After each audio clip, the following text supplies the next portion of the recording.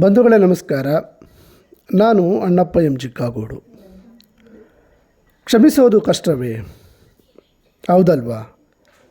ನಾವು ಭಾಳಷ್ಟು ಸಾರಿ ಯಾರನ್ನಾದರೂ ಕ್ಷಮಿಸಬೇಕು ಎನಿಸಿದಾಗ ಅದು ಮನಸ್ಸಿಗೆ ಕಷ್ಟವೆನಿಸುತ್ತದೆ. ನನಗೆ ಅಷ್ಟೆಲ್ಲ ನೋವು ಉಂಟು ಮಾಡಿದವರನ್ನು, ತೊಂದರೆ ಕೊಟ್ಟವರನ್ನು, ಅವಮಾನ ಮಾಡಿದವರನ್ನು ನಾನು ಕ್ಷಮಿಸಬೇಕೇ ಎಂದು ನಮ್ಮ ಮನಸ್ಸು ಕೇಳುತ್ತದೆ. ನಾವು ಕ್ಷಮಿಸಿಬಿಡೋಣ ಎಂದು ಅಂದುಕೊಂಡರೂ ನಮ್ಮ ಮನಸ್ಸು ಸೋಲೊಪ್ಪಿಕೊಳ್ಳಲು ಸಿದ್ಧವಿರುವುದಿಲ್ಲ. ಹಾಗಾದರೆ ಕ್ಷಮಿಸಬೇಕೆಂದರೆ ಏನು ಮಾಡಬೇಕು?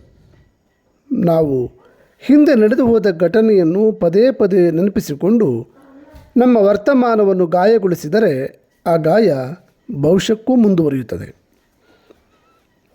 ನಮ್ಮ ಕರ್ಮದ ಅಕೌಂಟ್ ಹಾಗೇ ಮುಂದುವರಿಯುತ್ತಾ ನಮ್ಮ ಜನ್ಮಾಂತರಕ್ಕೂ ಮುಂದುವರಿಯುತ್ತದೆ. ಹಾಗಾಗಿ ಮೊದಲು ಮನಸ್ಸಿನಿಂದ ಆದ ನೋವು, ಅವಮಾನ, ತೊಂದರೆಗಳನ್ನು ಪರ್ಮನೆಂಟಾಗಿ ಡಿಲೀಟ್ ಮಾಡೋಣ.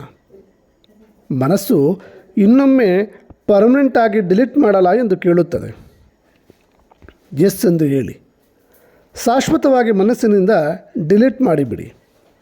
ಈಗ ಅವರನ್ನು ನೀವು ಸಂಪೂರ್ಣವಾಗಿ ಕ್ಷಮಿಸಿಬಿಡಬಹುದು. ಅಲ್ಲಿಗೆ ಒಂದು ಹೆಜ್ಜೆ ನೀವು ಗೆದ್ದಿದ್ದೀರಿ ಎಂದರ್ಥ. ಆಗ ಕ್ಷಮಿಸುವುದು ಕಷ್ಟವೆನಿಸುವುದಿಲ್ಲ, ಕ್ಷಮಿಸುವುದು ಕೂಡ ಸುಲಭ ಎನಿಸುತ್ತದೆ. ನೀವು ಕ್ಷಮಿಸುವುದಕ್ಕೆ ಕಲಿತಿದ್ದೀರಿ ಎಂದರೆ ನಿಮ್ಮ ಬದುಕು ಸುಂದರವಾಗಿದೆ ಎಂದು ತಿಳಿಯಿರಿ. ಧನ್ಯವಾದಗಳು.